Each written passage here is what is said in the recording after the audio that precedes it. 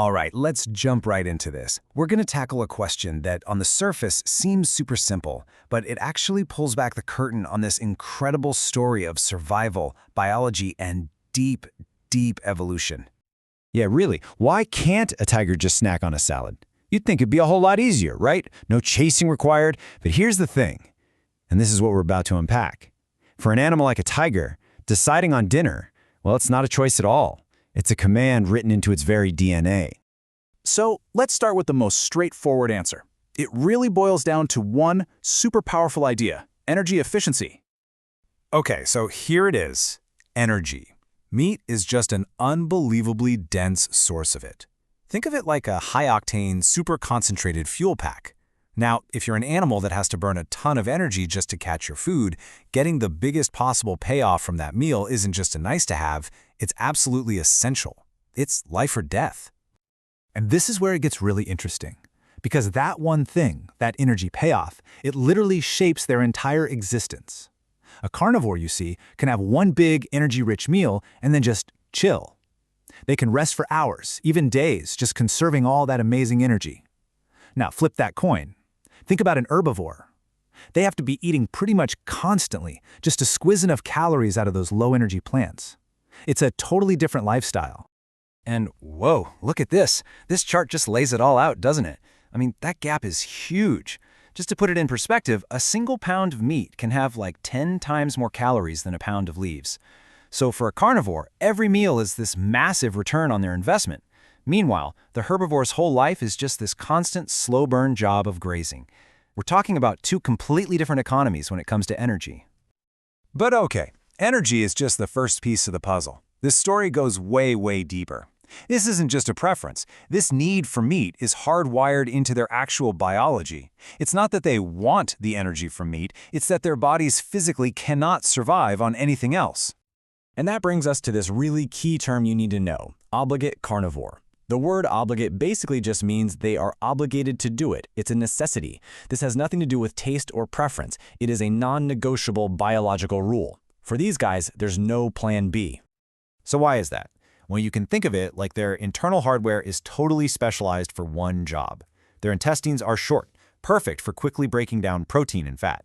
They're not built for the long, complicated job of fermenting tough plant stuff.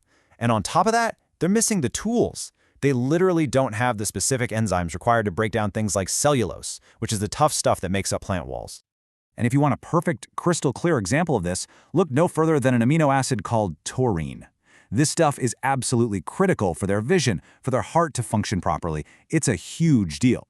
Now, animals like us, we can make our own taurine inside our bodies. Obligate carnivores? Nope, can't do it. They have to get it from their diet. And guess where the only good source is? You got it, animal tissue. So for them, no meat literally means no taurine. And that, well, that's a death sentence. Okay, so we've got the need for energy, and we've got the specialized body that can only process meat. But that begs the question, right? How on earth did they end up this way? And for that answer, we have to go to the final, deepest layer of this story, the incredible, unstoppable force of evolution. And this right here really gets to the heart of it, the massive difference between instinct and choice. See, for a predator, hunting isn't something they ponder. It's not a decision they make after weighing the pros and cons. It's a program that runs automatically. It's a pure, raw instinct, and it's driven by one thing and one thing only: survival. And you have to understand, this instinct didn't just appear out of nowhere. It was forged in the fires of evolution over millions and millions of years. Picture this: ancient ancestors that, just by chance, developed bodies a little better at digesting meat. Well, they had a huge advantage. They did better, they survived longer, they had more offspring. And what did they pass on? Those successful traits and the hunting behaviors that made them work.